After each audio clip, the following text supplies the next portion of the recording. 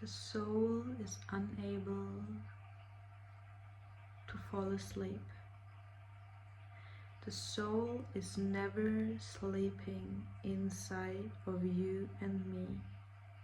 We can choose to forget more or less, but the soul is experiencing, the spirit is experiencing everything. So no matter how much we look away, no matter how much we're living a lie, the spirit is inside of us, and it is breathing, it is bleeding through our choices. The spirit is never sleeping. The spirit cannot go away. The spirit is who we are. We can forget, but never lose. We are always the same amount of worth. We are always worthy. Maybe we're not always alive, because the role that we are playing, the lies that we're telling ourselves, the mind that we are getting stuck in, is suppressing the spirit and the soul. This is possible, but the soul is always alive and living in every single one, for now and forever. The soul is not asleep, never. No matter what we're choosing, no matter what we're doing in our life, the soul is safe. I want to say safe.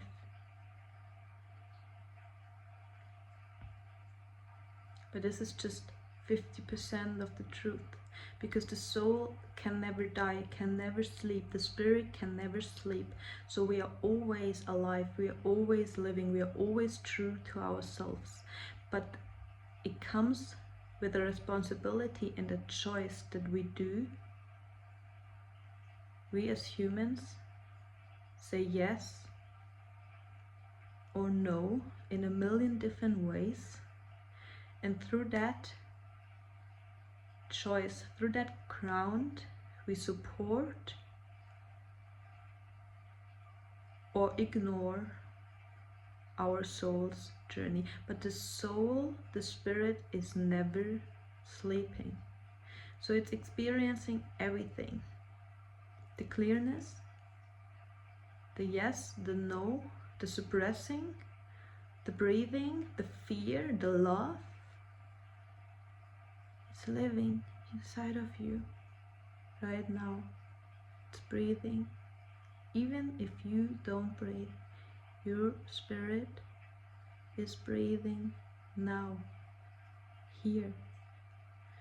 The spirit is breathing in the moment, in life, in feeling, in being. This is where the spirit and the soul lives. This is the only place we get access to. We can know our spirit, we can know ourselves, but we can never live and breathe and experience it in the mind, through the mind. The spirit lives in the moment. The soul breathes in the moment. Let this settle in, please.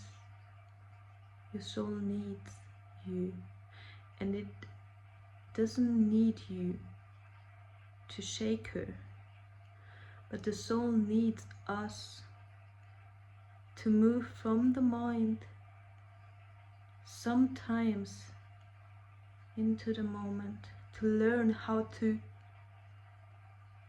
be overthinking, because the mind is just capturing the moment. But when we enter the moment, when we are here, when we are learning the process of being, that's the moment where our soul can breathe again for the first time ever. This is our time.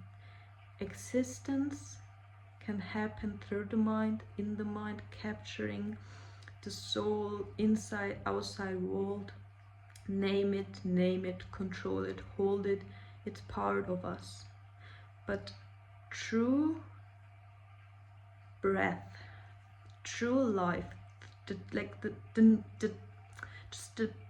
aliveness, another dimension, the truth is happening in being. We have to learn, or we can learn, or we have to learn to be, to give our soul room.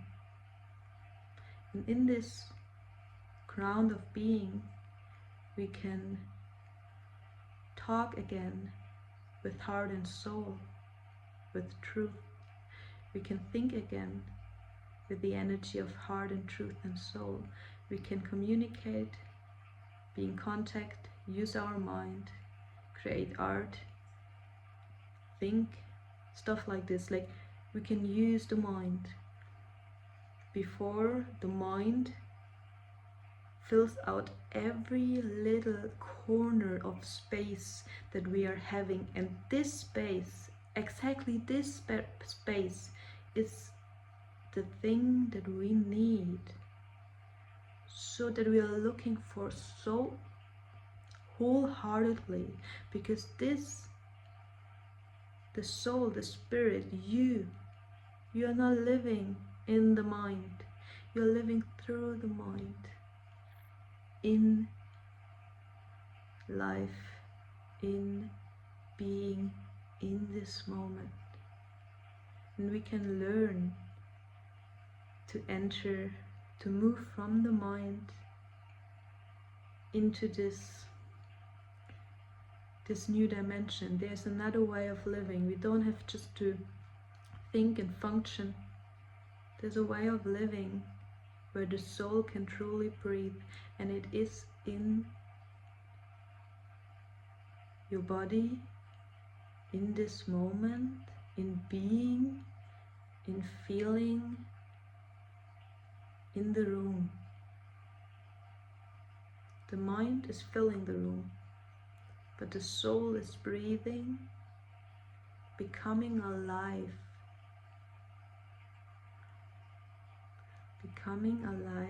in the room.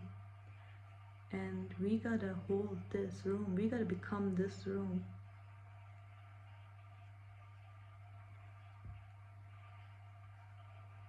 And we actually can.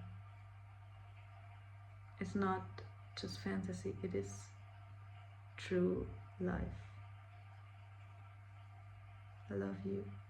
Take care of your soul, and I'll see you next time. Bye bye.